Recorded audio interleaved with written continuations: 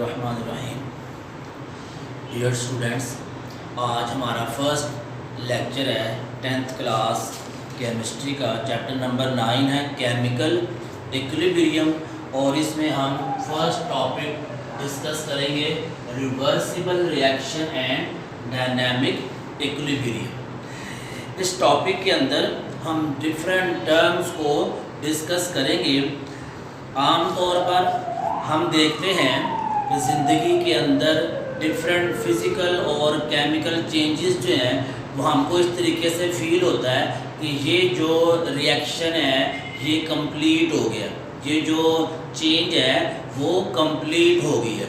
जिस तरीके से अगर आप देखें कि एक एप्पल है, अगर आप एप्पल का छिलका ऊपर से हम उतार के उसको कुछ देर के लिए रख दें तो उसका कलर आहिस्ता आहिस्ता चेंज होना शुरू हो जाता है, उसका कलर जो है वो ब्राउन हो जाता है, क्योंकि एप्पल में आयरन मौजूद है और वो आयरन हवा में मौजूद ऑक्सीजन के साथ जब रिएक्शन करता है तो उसके कलर में चेंज आना शुरू हो जाता है। तो वो जो चेंज आता है तो हम कहते हैं कि उस एप्पल के अंदर एक फिज़िकल चेंज आ गया है। इसी तरीके से जब किसी साइकिल के व्हील को जंग लगता है तो हम कहते हैं कि इसमें चेंज आ गया है। तो आम तौर पर हमको ये फील होता है, हमको ये महसूस होता है कि ये रिएक्शन जो है, ये चेंज जो है ये मुकम्मल तौर पर हो गई है।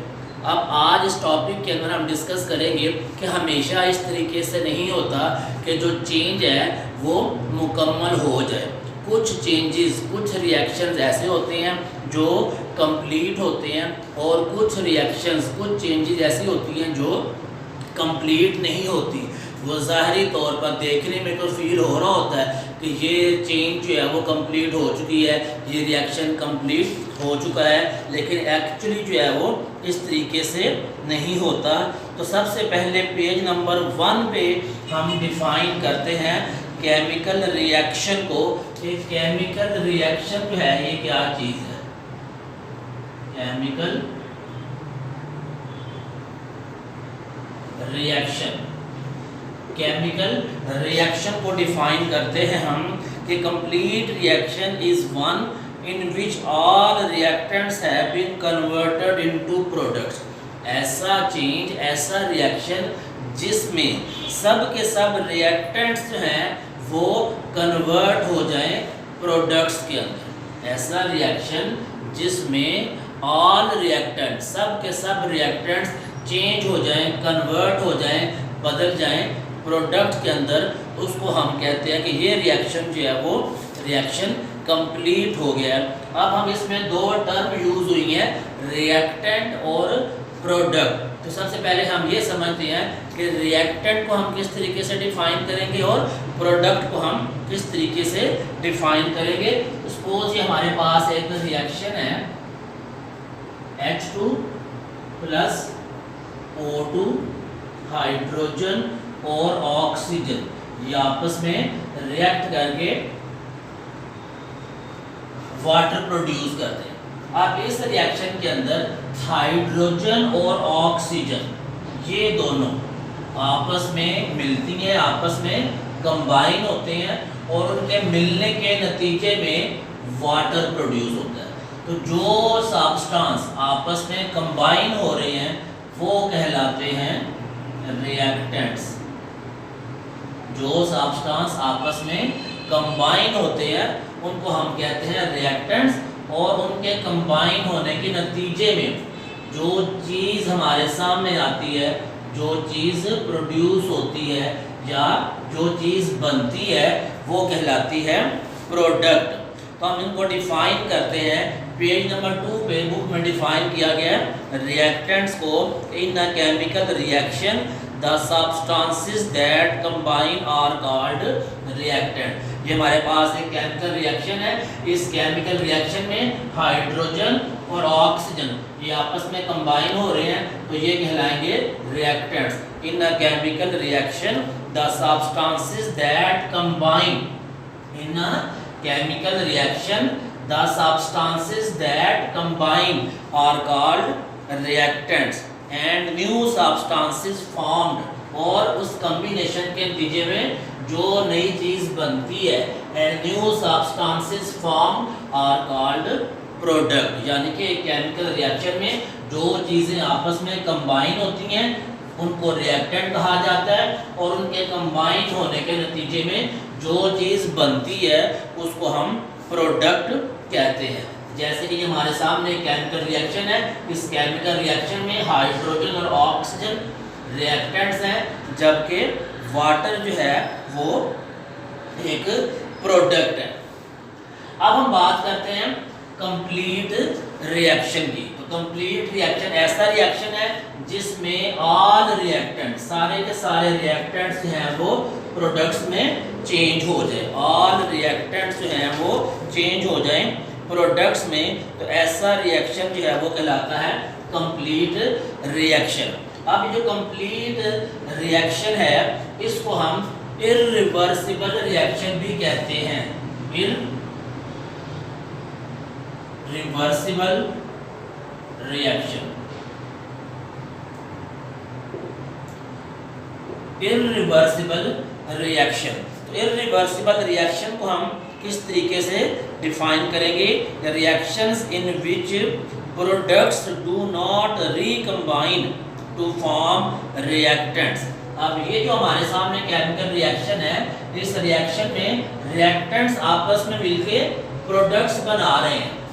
अब ये जो प्रोडक्ट बन गया है, ये प्रोडक्ट जो है ये मजीद रिएक्शन बैकवर्ड डायरेक्शन के अंदर नहीं कर रहा, यानी जो वाटर बन गया है वो हमारे पास एग्जिस्ट कर रहा है, हमें वाटर की फॉर्म में ये नज़र आ रहा है। यानी जो प्रोडक्ट है वो दोबारा डिकम्पोज नहीं हो रहा।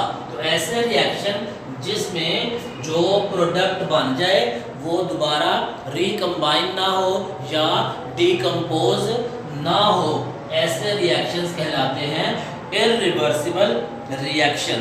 तो reactions in which the products do not recombine to form reactants are called irreversible reaction. तो इस तरीके से हम इर्रिवर्सिबल रिएक्शन को डिफाइन करेंगे, और ये साथ हमारे पास उसकी एग्जांपल भी है कि रिएक्टेंट्स ने रिएक्ट करके प्रोडक्ट बनाया और प्रोडक्ट दोबारा डिकम्पोज नहीं हुआ, प्रोडक्ट जो है उसने दोबारा रिएक्टेंट को नहीं बनाया। तो ऐसा रिएक्शन कहलाता है इर्रिवर्सिबल रिएक्शन। अब नेक्स्ट अगर हम इर्रिवर्सिबल रिएक्शन के कैरेक्टरिस्टिक्स को देखें, कैरेक्टरिस्टिक्स, अगर हम इर्रिवर्सिबल रिएक्शन जो है उनके कैरेक्टरिस्टिक्स को देखें तो हम ये कह सकते हैं कि जो इर्रिवर्सिबल रिएक्शंस हैं वो रिएक्शंस जो हैं वो कंप्लीट होते हैं, क्योंकि उनमें जो प्रोडक्ट बनती है वो दोबारा रिएक्टेंट्स में कन्वर्ट नहीं होती, यानी कि ये एक कंप्लीट रिएक्शन होता है। तो हम कह सकते हैं कि जो इर्रिवर्सिबल रिएक्शन है उनके कैरेक्टरिस्टिक्स क्या हैं कि वो जो है वो उनका रिएक्शन जो है वो कंप्लीट होता है। जो इर्रिवर्सिबल रिएक्शंस है वो कंप्लीट होते हैं और ये हमेशा एक ही डायरेक्शन में प्रोसीड करते हैं, इन वन डायरेक्शन। इनकी जो प्रोसीडिंग है वो सिर्फ एक डायरेक्शन में होती है। हम कह सकते हैं कि लेफ्ट टू राइट, जैसे ये लेफ्ट साइड है और ये राइट साइड है, तो ये लेफ्ट से राइट प्रोसीड कर रहा है, सिर्फ एक डायरेक्शन में प्रोसीड कर रहा है, और जो चीज़ बन जाती है वो दोबारा रिकम्बाइन नहीं हो रही, यानी कि वो कंप्लीट है। तो एक कैरेक्टरिस्टिक इसका क्या है इर्रिवर्सिबल रिएक्शंस का, ये रिएक्शंस कंप्लीट होते हैं। और दूसरा कैरेक्टरिस्टिक क्या है कि ये प्रोसीड करते हैं इन वन डायरेक्शन। और तीसरा कैरेक्टरिस्टिक्स है इनको हम सिंगल एरो के साथ रिप्रेजेंट करते हैं। रिएक्टेंट्स और प्रोडक्ट्स के बिटवीन ये हमने एक सिंगल एरो शो किया हुआ है, सिंगल एरो से हम इसको रिप्रेजेंट करते हैं। और नेक्स्ट जो फोर्थ कैरेक्टरिस्टिक्स है हम ये कह सकते हैं इन रिएक्शंस के अंदर इक्विलिब्रियम जो है वो नहीं आता, नो इक्विलिब्रियम, नो इक्विलिब्रियम। तो ये थे कुछ कैरेक्टरिस्टिक्स। इसका भी अलग से शॉर्ट क्वेश्चन है कि what are the characteristics of irreversible reaction.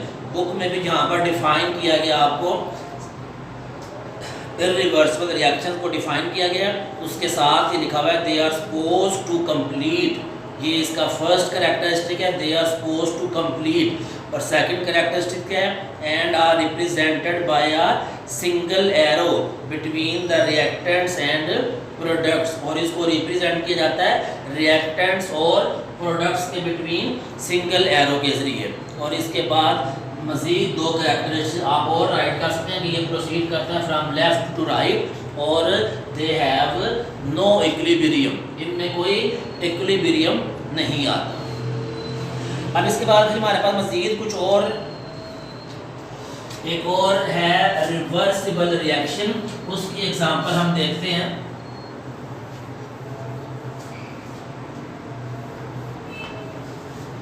अब सपोज हमारे पास ये रिएक्शन है हाइड्रोजन और आयोडीन H2 प्लस I2, ये दोनों आपस में रिएक्ट करके हाइड्रोजन आयोडाइड बनाते हैं। अब हाइड्रोजन और आयोडीन क्योंकि ये दोनों कंबाइन हो रहे हैं, ये कहलाते हैं रिएक्टेंट्स, और उसके नतीजे में हाइड्रोजन आयोडाइड जो प्रोड्यूस हो रहा है वो कहलाता है प्रोडक्ट। अब इसमें क्या होता है कि पहले तो हाइड्रोजन और आयोडीन आपस में रिएक्ट करके हाइड्रोजन आयोडाइड बनाते हैं, और उसके बाद जो हाइड्रोजन आयोडाइड बन जाता है वो दोबारा जो है वो डिकम्पोज होके H2 और I2 बनाता है। इसको अगर हम सही तरीके से एक्सप्लेन करें तो बुक के पेज नंबर 2 के ऊपर ये जो एग्जाम्पल है इसको एक्सप्लेन किया गया है H2 और I2 के एग्जाम्पल को। आयोडीन जो है ये पर्पल कलर का होता है, आयोडीन जो है इसका कलर जो है वो पर्पल कलर का है।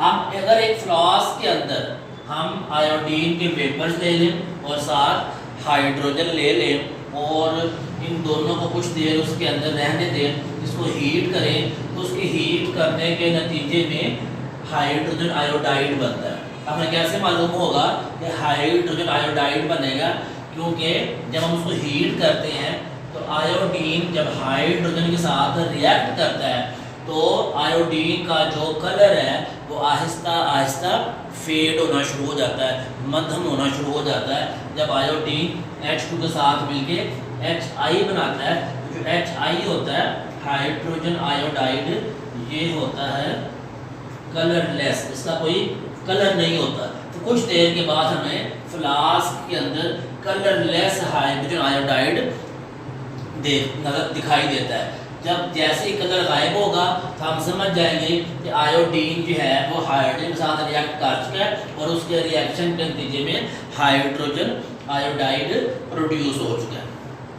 अब अगर हम हाइड्रोजन आयोडाइड को फ्लास्क में हीट करें तो कुछ देर के बाद हमें फिर पर्पल कलर दिखाई देना शुरू हो जाता है। इट मीन्स कि ये जो हाइड्रोजन आयोडाइड है ये दोबारा डिकम्पोज होना शुरू हो गया है, और उसके डिकम्पोज होने के नतीजे में दोबारा पर्पल कलर का आयोडीन हमें फ्लास्क में नज़र आना शुरू हो गया।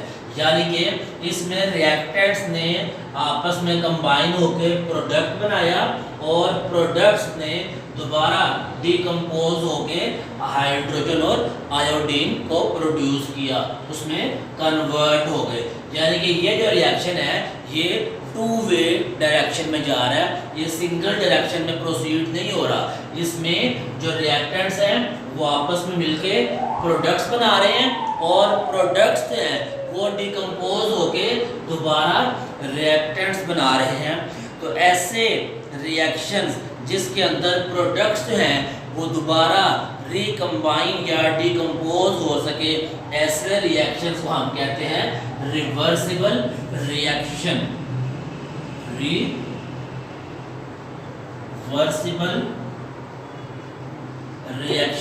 reactions in which product can recombine to form reactants are called reversible reaction.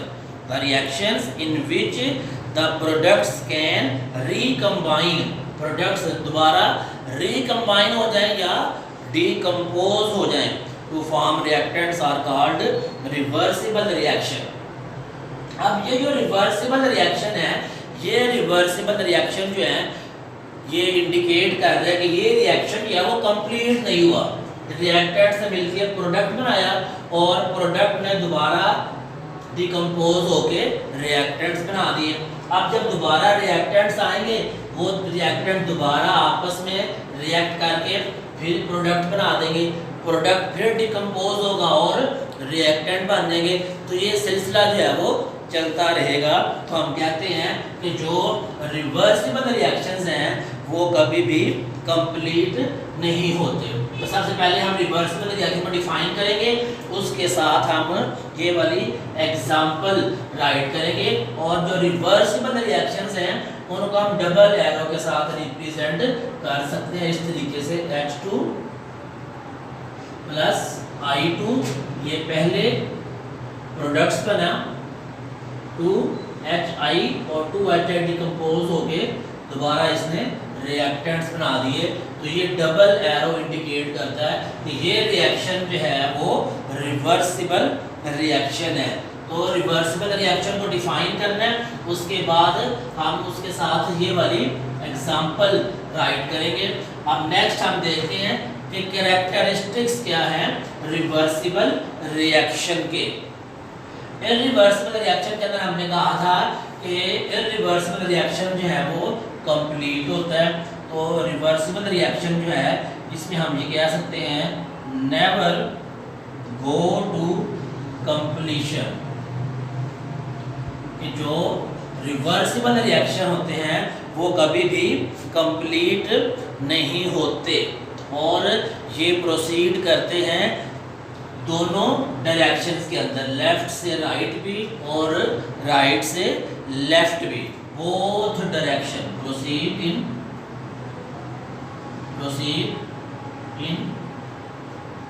Both directions, दोनों डायरेक्शंस के अंदर ये प्रोसीड करते हैं। और जो रिवर्सिबल रिएक्शंस हैं उनके अंदर इक्विलिब्रियम स्टेट जो है वो भी एग्जिस्ट करती है। कुछ देर के बाद जो है वो हमें इनमें इक्विलिब्रियम जो है वो भी नजर आएगा। इरिवर्सिबल रिएक्शंस जो हैं उनके अंदर इक्विलिब्रियम नहीं आता, लेकिन जो रिवर्सिबल रिएक्शंस हैं, रिवर्सिबल रिएक्शन के अंदर जो है वो इक्विलिब्रियम एग्जिस्ट करता है। और इनके अंदर जो रिवर्सिबल रिएक्शंस हैं इनको हम डबल एरो से इंडिकेट करते हैं। तो ये थे हमारे पास कैरेक्टरिस्टिक्स रिवर्सिबल रिएक्शंस के। रिवर्सिबल रिएक्शंस को जो डिफाइन किया गया है, इसके नेक्स्ट जो है वो कैरेक्टरिस्टिक्स हैं।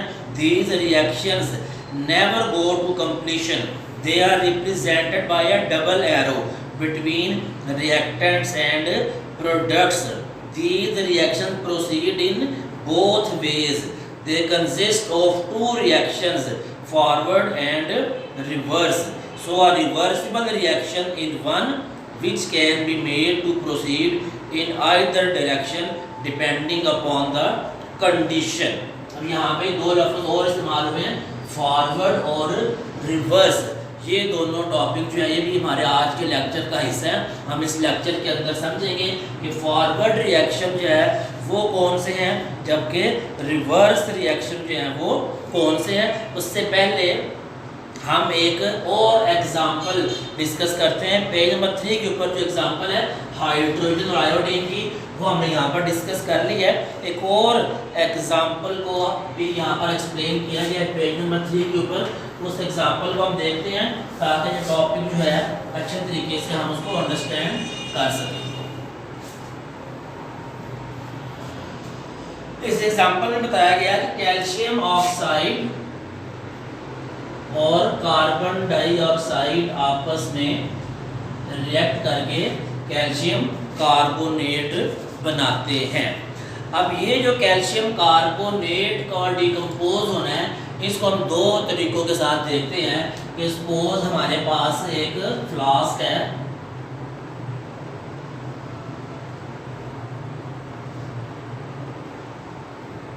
इस फ्लास्क के अंदर हमने लिया हुआ है कैल्शियम कार्बोनेट, और जब हम इसको हीट करते हैं उसके नतीजे में बनता है कैल्शियम ऑक्साइड और कार्बन डाइऑक्साइड। अब ये पहला केस है, उसमें हमने क्या करना है कि ये जो इसका ऊपर जो माउथ है वो हमने ओपन रखना है। जो माउथ है फ्लास्क का वो हमने ऊपर से क्लोज नहीं करना। जब कैल्शियम कार्बोनेट को हम हीट करते हैं तो उस हीट के नतीजे में कैल्शियम कार्बोनेट जो है वो डिकम्पोज होता है और कैल्शियम ऑक्साइड बनता है और कार्बन डाइऑक्साइड बनता है। कार्बन डाइऑक्साइड आपको मालूम है गैस की फॉर्म में होती है, तो जो कार्बन डाइऑक्साइड बनेगी वो यहाँ से इस माउथ ओपन माउथ से यहाँ से बाहर एस्केप कर जाएगी। तो ये रिएक्शन जो है वो हमारा कंप्लीट रिएक्शन हो जाएगा कि कैल्शियम कार्बोनेट जो था जब इसको हीट किया गया तो कैल्शियम ऑक्साइड बना और कार्बन डाइऑक्साइड बनी। अब क्योंकि कार्बन डाइऑक्साइड एस्केप कर गई है, फ्लास्क से बाहर निकल गई है, इसलिए ये रिएक्शन जो है वो दोबारा नहीं हो सकता। कोई कार्बन डाइऑक्साइड जो है फ्लास्क से बाहर को मूव कर गई, बाहर को एस्केप कर गई है। तो ये रिएक्शन को हम कह सकते हैं कि ये कंप्लीट रिएक्शन है, और इसको हम ये भी कह सकते हैं कि ये रिएक्शन जो है वो इरिवर्सिबल रिएक्शन है। अब हम क्या करते हैं, अब हमने क्या करना है कि ये जो ऊपर से जो हमारे पास फ्लास्क है,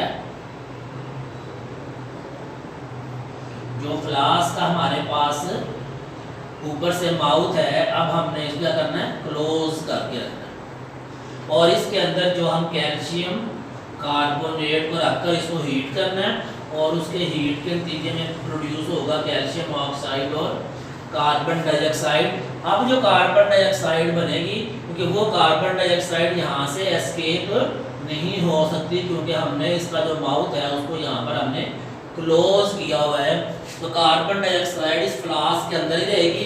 तो ये कार्बन डाइऑक्साइड कुछ देर के बाद कैल्शियम ऑक्साइड के साथ रिएक्ट करना शुरू कर देगी, यानी कि कैल्शियम ऑक्साइड और कार्बन डाइऑक्साइड दोबारा रिएक्ट करके कैल्शियम कार्बोनेट प्रोड्यूस करना शुरू कर देंगे। अब जब हमने फ्लास्क को क्लोज किया तो हम देख रहे हैं कि ये रिएक्शन जो है वो टू वे डायरेक्शन में चला गया है। ये फर्स्ट स्टेप के अंदर कैल्शियम कार्बोनेट ने कैल्शियम ऑक्साइड और कार्बन डाइऑक्साइड बनाया।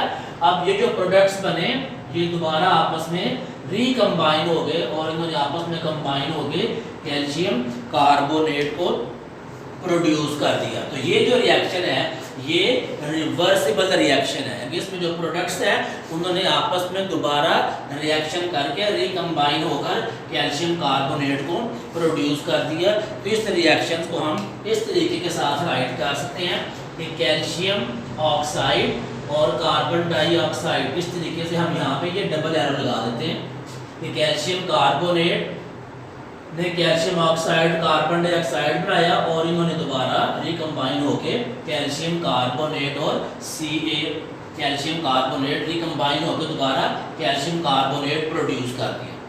अब जब इस रिएक्शन को हम देखें तो हम देखते हैं कि शुरू के अंदर, इससे पहले मैं आपको ये समझाता हूँ फॉरवर्ड रिएक्शन क्या है और रिवर्स रिएक्शन क्या है। इसमें ये जो चीज़ है जिसमें रिएक्टेंट्स मिलके प्रोडक्ट्स बनाते हैं उसको हम कहते हैं कि ये है फॉरवर्ड रिएक्शन। फॉरवर्ड रिएक्शन क्या है कि जिसके अंदर रिएक्टेंट्स हैं वो आपस में कंबाइन हो और प्रोडक्ट बने, वो क्या कहलाता है फॉरवर्ड रिएक्शन। और जिसमें प्रोडक्ट्स जो हैं वो दोबारा रिकम्बाइन होकर रिएक्टेंट्स को बना दे उसको हम कहते हैं रिवर्स रिएक्शन। तो आपने फॉरवर्ड रिएक्शन और रिवर्स रिएक्शन की डेफिनेशन जो है इनको भी याद करना है विद एग्जांपल के। फॉरवर्ड रिएक्शन कौन से हैं जिनमें reactants react to form products, और रिवर्स रिएक्शन क्या है, in which products recombine to form reactants. Forward take place from left to right, reverse reactions take place from right to left. अब अगर हम मज़ीद इसकी वजाहत करें तो हम देखते हैं कि शुरू के अंदर, स्टार्ट के अंदर, इस फ्लास्क के अंदर जब हमने कैल्शियम कार्बोनेट को हीट करना शुरू किया तो कैल्शियम कार्बोनेट की कंसंट्रेशन ज़्यादा थी, कैल्शियम कार्बोनेट की मिकदार ज़्यादा थी. तो स्टार्ट के अंदर जो है वो सिर्फ फॉरवर्ड रिएक्शन हो रहा है, सिर्फ कैल्शियम कार्बोनेट डिकम्पोज होके कैल्शियम ऑक्साइड बना रहा है. स्टार्ट के अंदर सिर्फ जो कैल्शियम कार्बोनेट है वो डिकम्पोज होके कैल्शियम ऑक्साइड और कार्बन डाइऑक्साइड बना देता है. हम इसको इस तरीके से भी समझ सकते हैं कि सपोज स्टार्ट में हमारे पास कैल्शियम कार्बोनेट जो है वो 100 ग्राम है और ये तो अभी प्रोड्यूस नहीं हुआ, तो ये स्टार्ट में हमारे पास नेग्लिजिबल होगा या ये सपोज हम करें कि 0 होगा हमारे पास. अब जैसे जैसे ये डिकम्पोज होना शुरू होगा तो इनकी जो कैल्शियम ऑक्साइड है और कार्बन डाइऑक्साइड है वो भी बनना शुरू हो जाएगा. इसकी तादाद में इजाफा होना शुरू हो जाएगा. ये पहले 10 ग्राम होना शुरू हो जाएगी, इसकी मिकदार जो है वो कम होनी शुरू हो जाएगी, ये 80 ग्राम के ऊपर आ जाएगा. यानी स्टार्ट के अंदर फॉरवर्ड रिएक्शन जो है वो तेज़ी के साथ होता है, लेकिन जब कुछ प्रोडक्ट्स बन जाते हैं तो ये प्रोडक्ट्स जो हैं वो भी आपस में कंबाइन होना शुरू हो जाते हैं. तो स्टार्ट के अंदर रिवर्स रिएक्शन जो है वो स्लो होता है, फॉरवर्ड रिएक्शन जो है वो स्पीड अप होता है. कुछ देर के बाद ये प्रोडक्ट्स जो है वो ज़्यादा होते जाते हैं. सपोज ये कम होते होते 50 पर आ गया और ये भी आ गए 50 ग्राम के ऊपर कैल्शियम ऑक्साइड और कार्बन डाइऑक्साइड के. यानी जितने हमारे पास यहाँ पर रिएक्टेंट्स हैं उतने ही यहाँ पर प्रोडक्ट्स है. तो ये वो स्टेज होगी जिसके ऊपर हम इक्विलिब्रियम का वर्ड यूज़ करेंगे कि ये एक ऐसी स्टेज आ गई है जिसमें इक्विलिब्रियम एग्जिस्ट कर रहा है. तो इक्विलिब्रियम वो स्टेज हुई जिसमें फॉरवर्ड रिएक्शन भी हो रहा है और रिवर्स रिएक्शन भी हो रहा है. यानी कि रिएक्टेंट्स जो हैं वो प्रोडक्ट्स बना रहे हैं और प्रोडक्ट्स जो हैं वो रिएक्टेंट्स बना रहे हैं.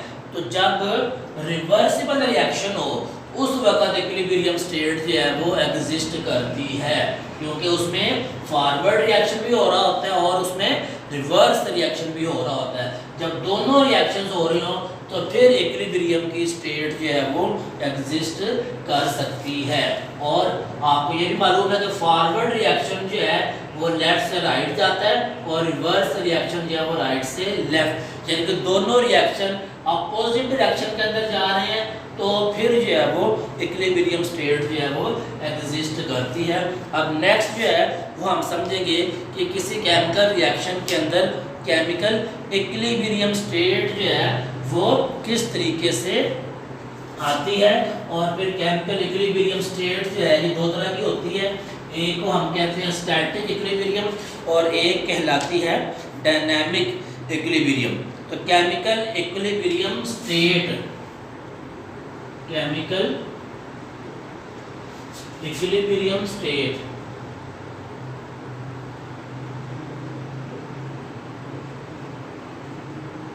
केमिकल इक्विलिब्रियम स्टेट को डिफाइन करते हैं.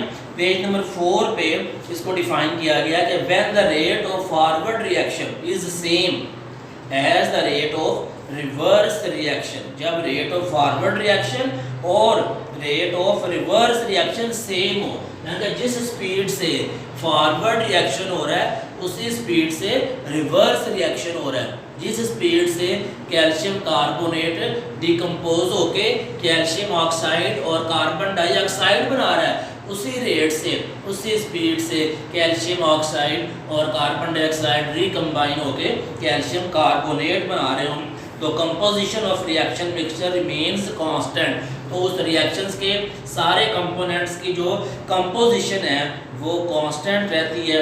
इस स्टेट को हम कहते हैं केमिकल इक्विलिब्रियम स्टेट.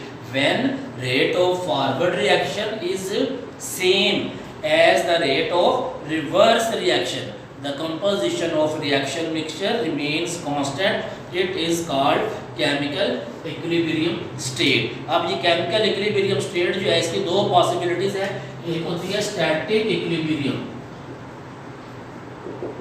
एक को हम कहते हैं static equilibrium और दूसरी कहलाती है डायनामिक इक्विलिब्रियम। पहले हम देखते हैं स्टैटिक। स्टैटिक का मतलब जब कोई चीज़ जो है वो रेस्ट में हो, और स्टैटिक इक्विलिब्रियम आम तौर पर हमें ये जो है एक फिजिकल फिनोमेना है, ये हमें जो फिजिकल चीज़ें हैं उनके अंदर हमें ये दिखाई देता है। जैसे कि सपोज मैं यहाँ पर आपके सामने इक्विलिब्रियम में खड़ा हुआ हूँ, या कोई बिल्डिंग जो है, हमारी बुक पे बिल्डिंग की एग्जांपल दी गई है कि बिल्डिंग जो है वो एक जगह के ऊपर जो है वो खड़ी हुई है, वो गिर नहीं रही। इसका मतलब ये है कि जैसे अब मैं यहाँ पर खड़ा हूँ तो मेरे ऊपर चारों तरफ से फोर्सेस अप्लाई हो रही हैं, और वो सारी एक दूसरे के साथ टकरा कर कैंसिल हो रही हैं। उनकी वजह से, उन फोर्सेस की वजह से मैं यहाँ पर इक्विलिब्रियम की हालत में खड़ा हुआ हूँ। इसी तरीके से वो बिल्डिंग जो है उसके ऊपर जितने भी फोर्सेस एक्ट कर रही हैं वो सारी एक दूसरे को बैलेंस कर रही हैं, और उन बैलेंस फोर्सेस के नतीजे में जो बिल्डिंग जो है वो खड़ी हुई है वो स्टैंडिंग पोजीशन के ऊपर एग्जिस्ट करती है। तो इसको हम कहते हैं static equilibrium. When the reaction ceases to proceed, it is called static equilibrium. This happens mostly in physical phenomena. For example, a building remains standing rather than falling down because all forces acting on it are balanced. This is an example of static equilibrium. तो अगर ये definition आए paper में static equilibrium, तो ये point number 1 जो है ये कंप्लीट आपने राइट करना है। अब हम बात करते हैं डायनामिक इक्विलिब्रियम स्टेट की। डायनामिक का मतलब होता है जब कोई चीज़ जो है मूव करती हो, जब कोई चीज़ जो है वो मुसलसल मूव कर रही हो, उसको हम कहते हैं डायनामिक। तो जब रिएक्शन जो है वो स्टॉप ना हो, जब रिएक्शन स्टॉप ना हो, रेट ऑफ फॉरवर्ड और रिवर्स रिएक्शन दोनों आपस में इक्वल हो और अपोजिट डायरेक्शन में हो, तो वो इक्विलिब्रियम स्टेट कहलाती है dynamic equilibrium state. When the reaction does not stop, only rates of forward and reverse reactions becomes equal to each other but take place in opposite direction. Reaction stop नहीं हो रहा, forward reactions भी हो रहे हैं, reverse reactions भी हो रहे हैं, रिएक्टेंट्स मिलके प्रोडक्ट्स बना रहे हैं, प्रोडक्ट्स मिलके रिएक्टेंट्स बना रहे हैं, यानी कि रेट ऑफ फॉरवर्ड और रिवर्स रिएक्शंस इक्वली हो रहे हैं, और उनकी डायरेक्शन जो है वो अपोजिट है, यानी कि काम चल रहा है, चीज़ें बन रही हैं, रिएक्टेंट्स से प्रोडक्ट्स बन रहे हैं, प्रोडक्ट से रिएक्टेंट्स बना रहे हैं, ये प्रोसेस जो है वो कंटिन्यू है। तो इसको हम कहते हैं डायनामिक इक्विलिब्रियम स्टेट, और डायनामिक इक्विलिब्रियम स्टेट को हम मैथमेटिकली राइट करते हैं कि डायनामिक इक्विलिब्रियम स्टेट में rate of forward reaction is equal to rate of reverse reaction. तो यहाँ तक हमारा आज का लेक्चर था। नेक्स्ट जो है ये इसको ग्राफ की मदद से भी रिवर्सिबल रिएक्शन को एक्सप्लेन किया गया है। एक्सरसाइज का क्वेश्चन भी है कि ग्राफ की मदद से रिवर्सिबल रिएक्शन किस तरीके से एक्सप्लेन किया जाता है, तो इसको हम नेक्स्ट लेक्चर में डिस्कस करेंगे। तो आज के लेक्चर में आपने देखना है कि कंप्लीट रिएक्शन जो है वो क्या है। कंप्लीट रिएक्शन को डिफाइन करना आपने, एक कंप्लीट रिएक्शन की डेफिनेशन किया है, उसके बाद रिवर्सिबल रिएक्शन और irreversible reaction, forward reaction, reverse reaction, और साथ आपने जो उनकी एग्जांपल्स हैं उनको भी अच्छे तरीके से याद करना है। Chemical equilibrium state, static equilibrium और dynamic equilibrium state. Thank you.